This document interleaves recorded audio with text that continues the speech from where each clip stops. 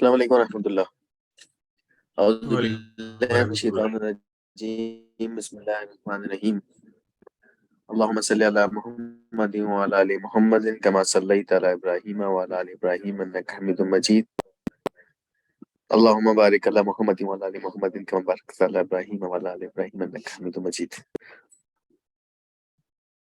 نبی صلی اللہ علیہ وسلم کی سیرت پر گفتگو ہماری جاری ہے، اور 6 ہجری کے بعد چونکہ ایک بالکل نیا اسائنمنٹ یا بالکل نئی حکمت عملی نبی صلی اللہ علیہ وسلم کے سامنے آتی ہے، تو اس کے درمیان میں ہم نے ریاست مدینہ کی جو اہم چیزیں ہیں اس کو ڈسکس کیا تھا کہ کس طرح آپ صلی اللہ علیہ وسلم نے ڈپارٹمنٹ چلائے تھے. آج ریاست مدینہ کے ذرائع آمدن پہ گفتگو ہوگی. بیت المال کے ذریعے سے ریاست مدینہ قائم تھی. نگرانوں کے علاوہ ایک صاحب الاشار ہوتا تھا جو لوگوں کی آمدن کا تخمینہ لگا کے عشر وصول کرتا تھا. آج کے زمانے میں آپ ان کو ریونیو اتھارٹی کہہ سکتے ہیں. صاحب الجزیہ غیر مسلموں سے جزیہ وصول کرتے تھے، اور صاحب الخراج جو تھے وہ زمینوں سے اپنا حصہ وصول کرتے تھے. عاملین زکوٰۃ کا تقرر کیا. عاملین صدقات الگ تھے جو صدقات لیتے اور بحفاظت بیت المال میں پہنچاتے تھے. اس بات کو سمجھنے کی ضرورت ہے کہ اسلام میں جس طرح نماز ایک سینٹرلائز عبادت ہے، ویسے ہی زکوٰۃ بھی ایک سینٹرلائز سسٹم ہے. حج کا بھی سینٹرلائز سسٹم ہوتا ہے. تو جو زکوٰۃ کا جو پورا اسلام میں میکانزم ہے وہ کچھ اس طریقے سے ہے کہ ایک ریاست میں ہر جگہ سے زکوٰۃ کی کلیکشن کی جائے گی، اور وہ ایک جگہ جمع ہوگی، اور اس کے بعد وہاں سے اس کی ڈسٹریبیوشن ہوگی. تو زکوٰۃ کو جمع کرنے والے باقاعدہ عاملین علیہا، قرآن میں اس کی طرف اشارہ کیا گیا ہے، ایسے امپلائیز ہوتے تھے جو کہ گورنمنٹ امپلائی تھے، اور وہ لوگ زکوٰۃ کلیکٹ کیا کرتے تھے. آج ہم بھی پاکستان میں یہ کام کر سکتے ہیں اور کرنا چاہیے کہ زکوٰۃ کی اسپرٹ اسی طریقے سے ہے کہ جب زکوٰۃ کو سینٹرلائز جمع کیا جائے، مرکز کے تحت جمع کیا جائے اور اسی طرح ڈسٹریبیوٹ کیا جائے. اور ڈسٹریبیوشن میں بھی ہم جس طرح زکوٰۃ تقسیم کرتے ہیں اپنے گھرانوں میں، رمضان کا موقع آتا ہے تو، اور وہ 2,000 2,500 4,000 کسی کو دے دی، تو اس طریقے سے ہر سال اربوں خربوں روپے زکوٰۃ ہم تقسیم کر رہے ہوتے ہیں. جبکہ زکوٰۃ کی اسپرٹ یہ ہے کہ ہم سب کی زکوٰۃ ایک جگہ جمع ہو اور وہاں سے ڈسٹریبیوٹ ہو، اور کسی کو ان کے پیروں پر کھڑا کیا جائے، بجائے اس کے کہ ہم چند ہزار دے کر اپنی ذمہ داری سے بری ذمہ ہونے کی کوشش کریں. اس کے بجائے ہونا ہی چاہیے کہ مثال کے طور پر ایک ہیوج اماؤنٹ آپ نے کسی کو دیا، چاہے وہ کیش کی صورت میں ہو. مثال کے طور پر آپ نے کسی کو گاڑی دے دی اور کہا ہے کہ آپ نے یہ اس ٹیکسی پہ چلانی ہے، کریم اوبر پہ چلانی ہے، اور تاکہ 1 سال کے بعد وہ اتنی محنت کرے کہ اگلے سال وہ زکوٰۃ لینے والا نہیں بلکہ دینے والا بن جائے. تو لوگوں کو پیروں پہ کھڑے کرنے کی کوشش کرنی چاہیے تاکہ یہ زکوٰۃ کے سسٹم کے ذریعے سے بے روزگاری کا بھی خاتمہ ہو اور غربت کا بھی خاتمہ کیا جا سکے. تو اسی لیے عاملین زکوٰۃ باقاعدہ آپ صلی اللہ علیہ وسلم نے مقرر کیے، مختلف صحابہ کرام کی یہ ڈیوٹیاں لگائی تھیں کہ وہ جا کر زکوٰۃ کی کلیکشن کیا کرتے تھے. اور آج سے کئی سالوں پہلے بھی یہ کام ہو سکتا تھا ہمارے یہاں پاکستان کے اندر بھی، کہ جب ہر دوسرے مہینے پولیو کے قطرے پلانے والے آپ کے دروازوں پر دستک دیتے ہیں تو زکوٰۃ تو سال میں ایک مرتبہ لی جاتی ہے. اور اب تو چونکہ سارے ہی آن لائن سسٹم ہے تو ایک کلک پر زکوٰۃ آپ سینٹرلائز اس کا سسٹم بنا سکتے ہیں، اور زکوٰۃ کو ایک جگہ جمع کر کے بعد ازاں اس کو ڈسٹریبیوٹ کیا جا سکتا ہے. مال غنیمت کا انتظام عرب کا رواج یہ تھا کہ جس سپاہی کے جو ہاتھ لگ جائے اس کا ہو جاتا تھا، البتہ سپہ سالار کو 25% دیا جاتا تھا. لیکن آپ صلی اللہ علیہ وسلم نے جب غزوات کی ہیں تو اس کے بعد جو فارمولہ بنایا ہے وہ یہ ہے کہ نبی صلی اللہ علیہ وسلم اور حکومت وقت کے لیے یعنی کہ ریاست کے لیے 20% اس کو دیا جائے گا، اور مال ایسا نہیں ہوگا کہ جس کے جو ہاتھ لگ گیا، بلکہ مال ایک جگہ جمع کر کے سپہ سالار اور سپاہیوں میں برابر تقسیم کیا جائے گا، اور ان کو بھی ملے گا جنہوں نے میدان میں آئے بغیر بھی کسی صورت تعاون کیا ہو. فار ایگزامپل اپنے کوئی گھوڑے دیے ہوں، اپنے اونٹ دیے ہوں، یا اپنا کیش دیا ہو.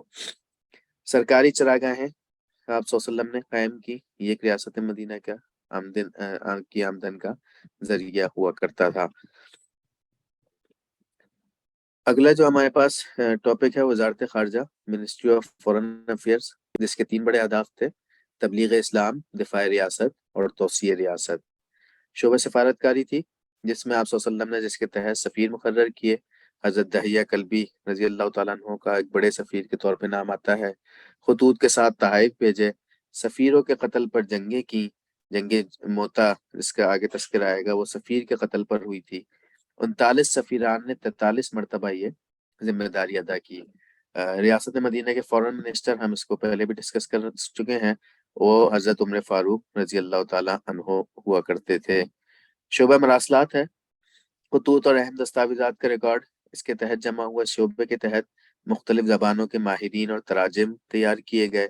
خط و کتابت کا ریکارڈ مرتب کیا گیا۔ زید بن ثابت رضی اللہ تعالیٰ عنہ نے یہودیوں سے خط و کتابت کرنے کے لیے 17 دنوں میں عبرانی زبان سیکھ لی، اور عبداللہ بن عمرو بن العاص نے سریانی زبان سیکھی۔ آپ صلی اللہ علیہ وسلم کی جب یہودیوں کے ساتھ ڈیل ہوا کرتی تھی، کوئی خط و کتابت ہوا کرتی تھی، تو ایک ٹرانسلیٹر درمیان میں ہوا کرتا تھا۔ آپ صلی اللہ علیہ وسلم کو ایک مرتبہ شک ہوا کہ یہ گڑبڑ کرتا ہے اور ٹھیک ٹرانسلیشن ان تک نہیں پہنچاتا اور ان کی ہم تک نہیں پہنچاتا، تو لہٰذا آپ صلی اللہ علیہ وسلم نے زید بن ثابت رضی اللہ تعالیٰ عنہ کی ذمہ داری لگائی کہ آپ نے یہ یہودیوں کی زبان سیکھنی ہے، اور انہوں نے بڑی محنت کے بعد 17 دنوں کے اندر یہ کام مکمل کر لیا۔ اب وہی بات ہے کہ اس وقت کی ترجیح زبان سیکھنی تھی، آپ صلی اللہ علیہ وسلم نے 2 صحابہ کرام کی ذمہ داری لگا دی، تو انہوں نے بھی ترجیح کو سمجھا، اور اس وقت آپ کہہ لیں کہ کسی بھی ماڈرن لینگویجز کے ادارے میں انہوں نے ایڈمیشن لیا اور فوراً یہ زبانیں سیکھ لیں۔ شعبہ مہمانداری، دارالکبرى عبد الرحمن بن عوف رضی اللہ تعالیٰ عنہ کا مکان مہمانداری کے لیے استعمال ہوتا تھا۔ رملہ بنت حارث رضی اللہ تعالیٰ عنہ کا گھر اس کے لیے استعمال ہوتا تھا۔ مسجد نبوی کا صحن اس کے لیے استعمال ہوتا تھا۔ ایک مطبخ تھا، مغیرہ بن شعبہ رضی اللہ تعالیٰ عنہ اس مطبخ کے ذمہ دار تھے، یعنی کہ آپ میس کہہ لیں، جس میں ایک وقت کا کھانا دودھ اور روٹی اور دوسرے وقت کا کھانا گھی اور گوشت ہوتا تھا۔ اس کے جو ذمہ دار تھے حضرت موقب اور بلال حبشی رضی اللہ تعالیٰ عنہ تھے۔ بین الاقوامی تعلقات اور قوانین، جنگ کے زخمیوں کو قتل نہ کرو، یہ آپ صلی اللہ علیہ وسلم بڑے واضح احکامات دیا کرتے تھے جنگ سے پہلے۔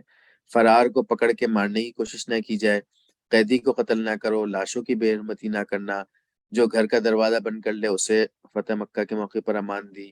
اور آج دنیا انٹرنیشنل ہیومینیٹیرین لاء پر اسی طرح بحث کر رہی ہے، جس کو آپ صلی اللہ علیہ وسلم نے آج سے 1500 سال پہلے اسٹیبلش کر دیا تھا۔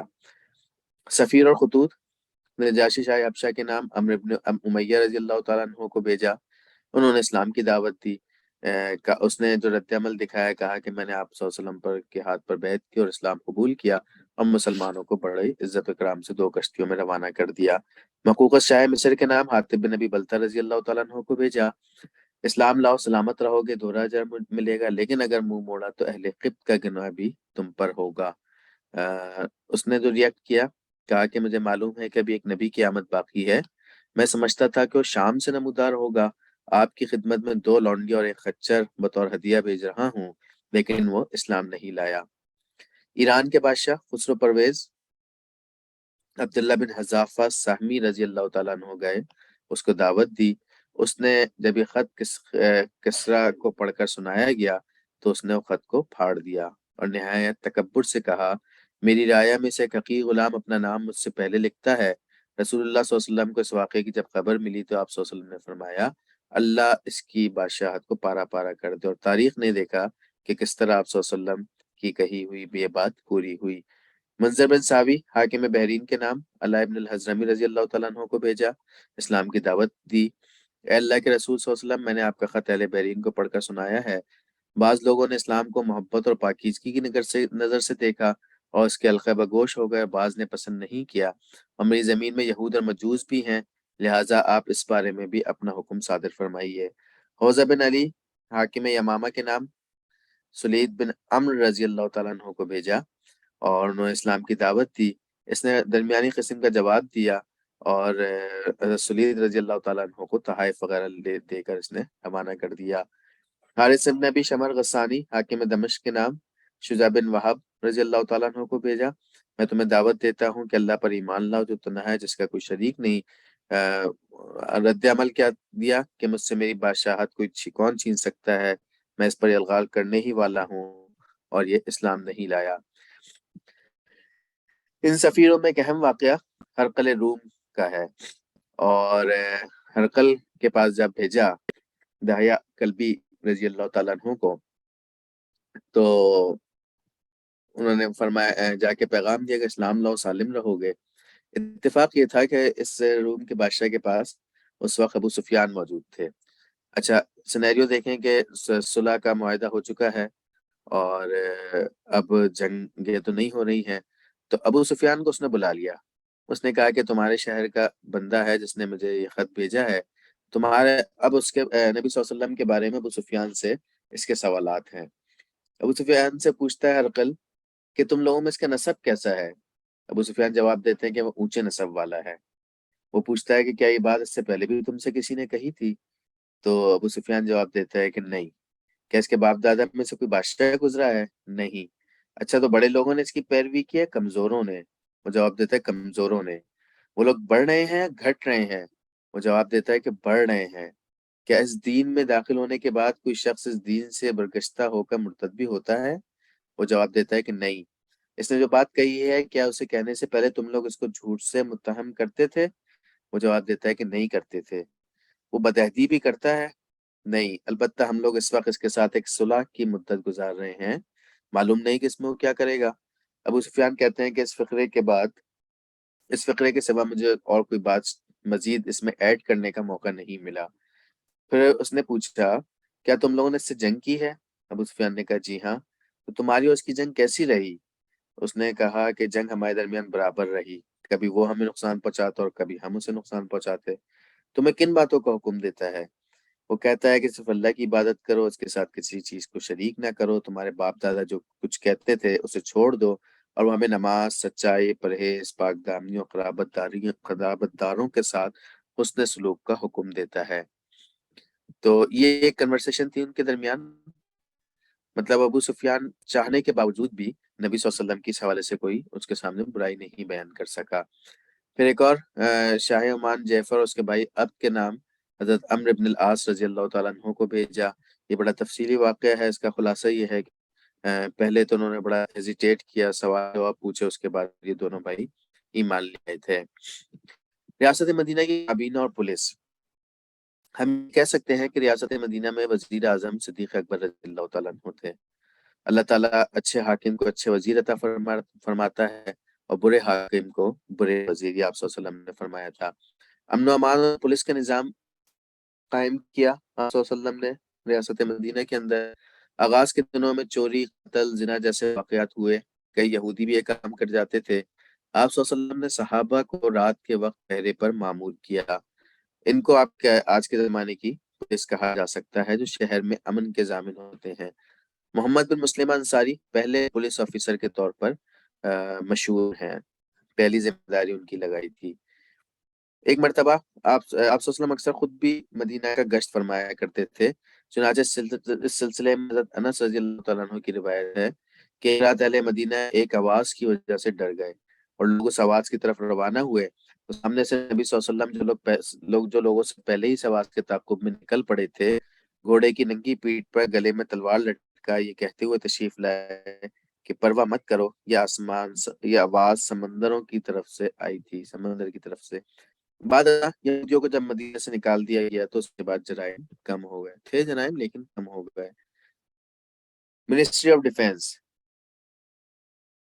باقاعدہ فوج، غزوات کے لیے ہجوم نہیں تھا بلکہ فوج بنائی گئی تھی۔ ایک کاتب مقرر تھا جو قابل جنگ اور آمادہ جنگ افراد کی فہرست تیار کرتا تھا، مردم شماری کروا کے باقاعدہ فہرست تیار کی جاتی، ہر قبیلے کا کمانڈر اور الگ پرچم ہوتا۔ جنگی ساز و سامان، ہر فرد کا اپنا ایک اسلحہ ہوتا تھا، دبابہ موجود تھا، بختر بند گاڑی کی آج کے زمانے کی ہم مثال دے سکتے ہیں۔ صحابہ کرام رضوان اللہ تعالیٰ علیہم اجمعین کو باقاعدہ یمن بھیجا منجنیق کی تربیت، ٹریننگ لینے کے لیے، اور اس کو پرچیز کرنے کے لیے۔ تو وہ گئے اور باقاعدہ انہوں نے ٹریننگ لی، اور یہ منجنیق آگے آئے گا کہ غزوہ طائف میں یہ منجنیق استعمال ہوئی تھی۔ منجنیق وہی ایک مشین جس میں گولا رکھ کے پھینکا جاتا ہے، تو وہ اس وقت بھی اس کا استعمال کیا گیا تھا۔ انٹیلیجنس، بعض افراد مستقل طور پر قبائل کے لیے مامور تھے۔ حضرت عباس رضی اللہ تعالیٰ عنہ کی مثال ملتی ہے۔ معلومات کے لیے حضرت علی رضی اللہ تعالیٰ عنہ کو غزوہ بدر میں بھیجا۔ خصوصی مشن غزوہ احزاب میں نعیم ابن مسعود رضی اللہ تعالیٰ عنہ کا تھا، یہ ہم پڑھ چکے ہیں۔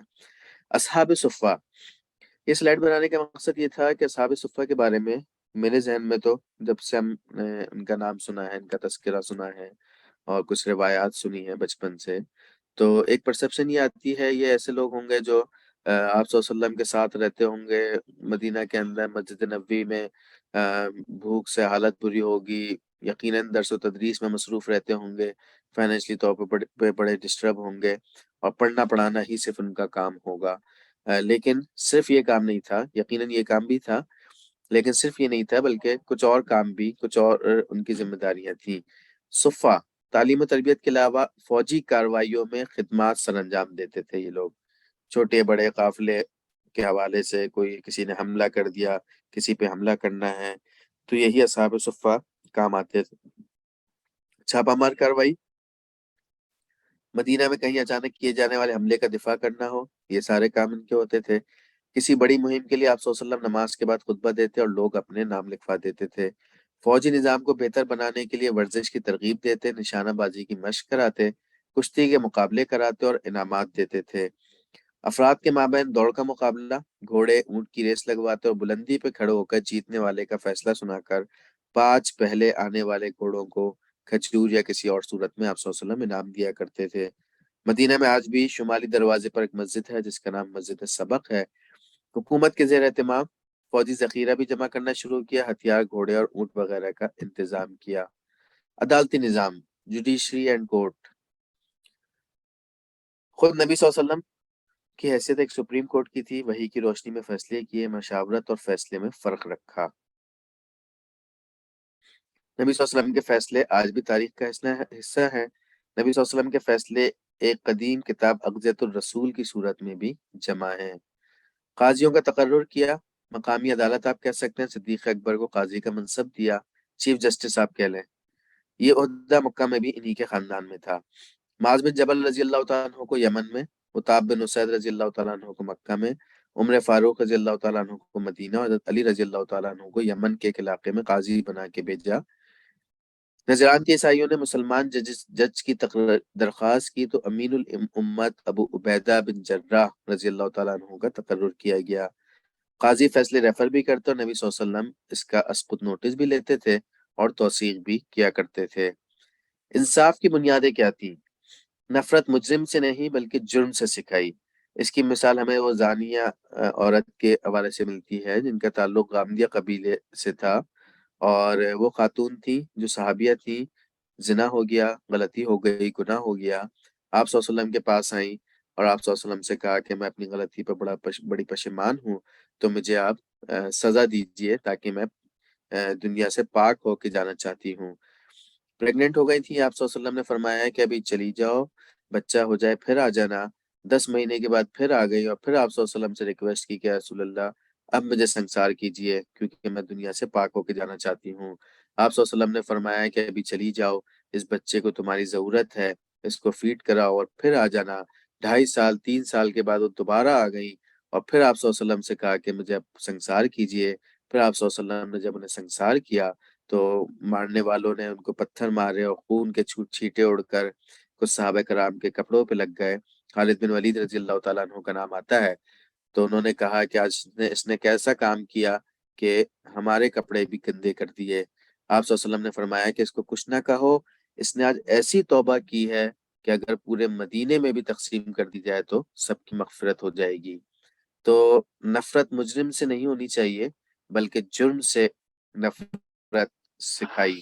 پہلے برائی کے دروازے بند کیے، پھر سزا مقرر کی۔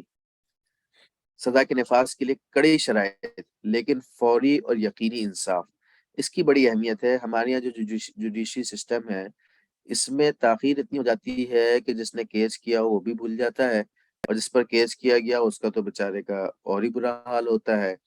اسلام آباد کے علاقے سہالہ میں ایک نوجوان کو کسی جرم میں، مطلب اس پر الزام عائد تھا قتل کا، جبکہ اس نے کیا نہیں تھا، اس کو جیل ہو گئی، جیل کسٹڈی ہو گئی، اور 18 سال بعد اس کے بارے میں فیصلہ آیا کہ اس پر جو الزام تھا وہ غلط تھا، اور اس پر الزام لگنے والا غلط ثابت ہوا۔ اور جب عدالت سے لوگ گئے اس کو رہائی کا پروانہ دینے کے لیے، تو پتہ چلا کہ اس 18 سال کے بعد جب یہ فیصلہ آیا تھا تو پتہ چلا کہ اس سے 2 سال پہلے وہ پہلے ہی جیل سے رہا ہو چکا ہے، اور رہائی کا سبب اس کی موت تھی۔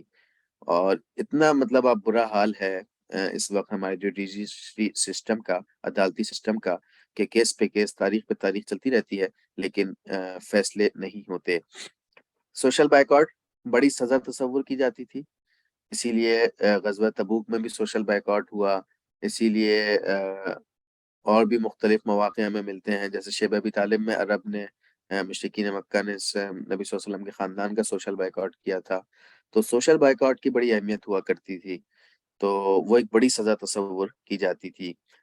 دیوان مظالم، اعلی حکام اور باثر لوگوں کے خلاف باقاعدہ ایک دیوان، ایک الگ شعبہ قائم کیا گیا۔ یہاں پر بھی کے الفاظ ہے کہ متی استعبدتم الناس وقد ولدتهم امہاتهم احرارا۔ یہ حضرت عمر رضی اللہ تعالیٰ عنہ کے زمانے کا واقعہ ہے کہ ان کا معمول تھا کہ حج کے موقع پر تمام گورنرز تمام لوگوں کو جمع کرتے تھے جو بھی حاجی ہیں، اور ان سے پوچھتے تھے کہ تمہارے جو ذمہ دار ہیں وہ ٹھیک ہیں، کوئی زیادتی تو نہیں کر رہے۔ تو ایسے میں مصر کے گورنر کے بیٹے کی ایک شکایت آئی، اور ایک دیہاتی نے کہا کہ اس نے گھوڑے کے ریس کے دوران مجھ سے پیچھے رہ جانے کی وجہ سے مجھ پر اس نے کوڑے برسائے تھے۔ آپ صلی اللہ علیہ وسلم نے اس کو طلب کیا، اور اس حضرت عمر رضی اللہ تعالیٰ نے اور اس وقت یہ کہا تھا کہ تم نے کب سے لوگوں کو غلام بنا لیا ہے کہ جبکہ ان کی ماؤں نے ان کو آزاد پیدا کیا ہے۔ تو اتنی اہمیت ہوا کرتی تھی۔ شکایت کا الگ محکمہ جدید ریاستوں میں اب آیا ہے، برطانیہ میں پارلیمنٹری کمیشن اور سویڈن میں اومبڈ زمین کے نام سے موجود ہے۔ صیغہ احتساب نیب قائم تھا، نیم سرکاری محکمہ آپ اسے کہہ سکتے ہیں۔ یہاں تک کہ جتنے بھی ڈپارٹمنٹ سے ان کا ہم نے احاطہ کیا ہے، جو کہ ریاست مدینہ کے اہم ڈپارٹمنٹس کے نام کے طور پر جن کو اسٹیبلش کیا گیا تھا۔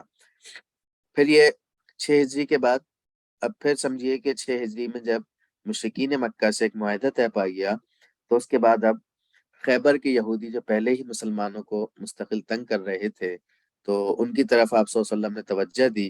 خیبر مدینہ کے شمال میں 170 کلومیٹر کے فاصلے پر ایک بڑا شہر ہے، یہاں قلعے بھی تھے، کھیتیاں بھی۔ قرآن اس کے بارے میں کہہ رہا ہے کہ جب تم مال غنیمت حاصل کرنے کے لیے جانے لگو گے تو پیچھے چھوڑے جانے والے لوگ تم سے ضرور کہیں گے کہ ہمیں بھی اپنے ساتھ چلنے دو۔ عبداللہ بن ابی نے مخبری کر دی۔ خیبر کے یہودیوں نے بنو غطفان سے مدد کی اپیل کی، لیکن کوئی خاص مدد نہیں آ سکی۔ آپ صلی اللہ علیہ وسلم صحابہ کرام کے ساتھ روانہ ہوئے۔ حباب بن منظر رضی اللہ تعالیٰ عنہ، جو کہ پہلے بھی غزوہ بدر میں جنہوں نے تجویز دی تھی، بڑے ماہر جنگ تھے، انہوں نے پڑاؤ کی تجویز دی کہ بالکل ہم قلعوں کے قریب جا کے پڑاؤ ڈالیں گے۔ مسلمان 1400 تھے۔ علم آپ صلی اللہ علیہ وسلم نے حضرت علی رضی اللہ تعالیٰ عنہ کے حوالے کیا تھا، بلکہ مشہور ہے کہ حضرت علی کے آپ صلی اللہ علیہ وسلم نے کہا تھا ایک رات پہلے کہ کل میں علم اس کو پکڑاؤں گا کہ جس سے اللہ اور اس کے رسول بھی محبت کرتا ہے، اور جو اللہ اور اس کے رسول سے محبت کرتے ہیں۔ تو صحابہ کرام سب چاہ رہے تھے کہ ان کے ہاتھ میں علم آئے۔ تو بہرحال آپ صلی اللہ علیہ وسلم نے پوچھا کہ علی کہاں ہے، علی کو بلایا گیا، تو ان کے آنکھوں میں وہ آشوب چشم آیا ہوا تھا۔ تو آپ صلی اللہ علیہ وسلم نے اپنا لعاب مبارک ان کی آنکھوں پہ لگایا تو ان کی آنکھیں ٹھیک ہو گئیں، اور پھر علم حضرت علی رضی اللہ تعالیٰ عنہ کو پکڑایا۔ پھر یہ جنگ شروع ہوئی، انہوں نے قلعہ بند ہو گئے، اور پھر یہ کے بعد دیگرے مسلمانوں نے میں یہاں پہ منجنیق کا استعمال کیا اور 500 قلعے یا کے بعد قلعے فتح کیے۔ ابو الحقیق جو ان کا سردار تھا اس نے صلح کی پیشکش کی اور پھر صلح ہوئی اور مال غنیمت تقسیم ہوا، بڑی تعداد میں مال غنیمت آیا۔ 16 مسلمان اور 93 یہودی اس میں ہلاک ہوئے ہیں۔ قرآن کہہ رہا ہے کہ اللہ تم سے بکثرت اموال غنیمت کا وعدہ کرتا ہے جنہیں تم حاصل کرو گے فوری طور پر، تو یہ فتح اس نے تمہیں عطا کر دی۔ خیبر کے مال غنیمت میں حصہ لگایا آپ صلی اللہ علیہ وسلم نے، اور اسی خیبر کے موقع پر ہی حضرت جعفر رضی اللہ تعالیٰ عنہ جو کہ آپ صلی اللہ علیہ وسلم کے چچا زاد بھائی تھے، وہ کسی طرح وہاں سے حبشہ سے، جو شروع میں بالکل حبشہ جنہوں نے ہجرت کی تھی اور اس کو کنونس کرنے میں، نجاشی کو کنونس کرنے میں ان کا بڑا رول تھا، تو وہ مدینہ پہنچے۔ آپ صلی اللہ علیہ وسلم نے حضرت جعفر بن ابی طالب کو چوم کر کہا تھا کہ واللہ میں یہ نہیں جانتا کہ مجھے کس بات کی خوشی زیادہ ہے، خیبر کی فتح کی یا جعفر کی آمد کی۔ چرواہے کا قبول اسلام اور شہادت۔ یہ ایک صحابی تھے، این جنگ کے دوران آپ صلی اللہ علیہ وسلم کے پاس آئے بکریاں چراتے ہوئے، پوچھا کہ کیا ہو رہا ہے، انہیں نہیں پتا تھا، یہ مطلب مسلمان نہیں تھے اس وقت۔ آپ صلی اللہ علیہ وسلم نے فرمایا جنگ ہو رہی ہے۔ کہا کہ مجھے کیا ملے گا؟ آپ صلی اللہ علیہ وسلم نے کہا کہ اگر تم اس میں شریک ہو گئے تو شہادت ملے گی۔ تو انہوں نے کہا میں بکریوں کا کیا کروں؟ آپ صلی اللہ علیہ وسلم نے فرمایا کہ بکریوں کو یہیں سے ہانک دو، یہ اپنے گھروں کو چلی جائیں گی۔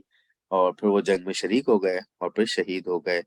یہ وہ صحابی ہیں کہ جن کو نماز تک پڑھنے کا موقع نہیں ملا، مسلمان ہوئے ہیں اور پھر شہید ہو گئے تھے۔ اور پھر جب آپ صلی اللہ علیہ وسلم دیدار کر رہے تھے صحابہ، جو ڈیڈ باڈیز تھی صحابہ کرام کی، تو ان کے پاس آپ صلی اللہ علیہ وسلم ذرا سی دیر کے لیے رکے اور پھر نکل گئے۔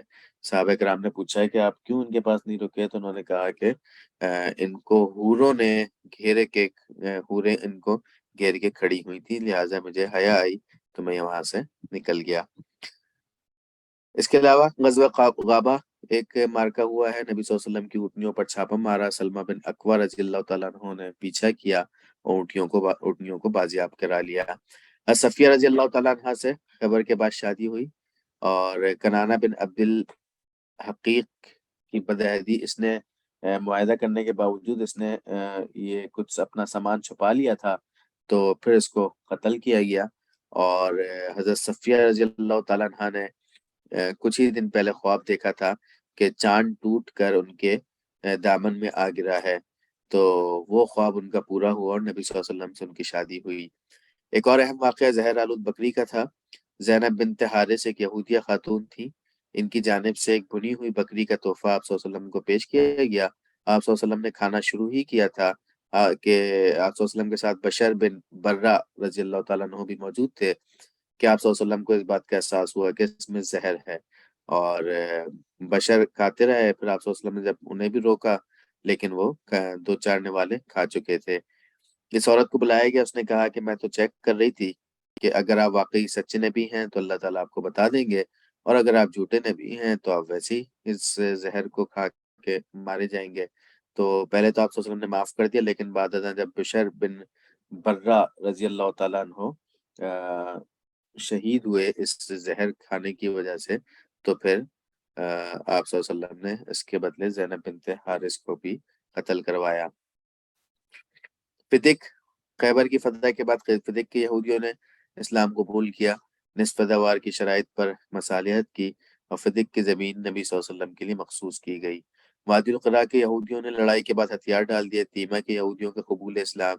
اب آپ دیکھیں کہ مشرکین مکہ سے چونکہ معاہدہ ہو چکا تھا، تو لہٰذا اب آس پاس کے وہ قبائل جو کہ مستقل تنگ کر رہے تھے، تو اس کے بعد خیبر کو بھی فتح کیا، اور خیبر چونکہ ایک بڑی جگہ تھی، اس کی فتح کے ساتھ ہی پھر یک کے بعد دیگرے قبائل مسلمان ہوتے چلے گئے۔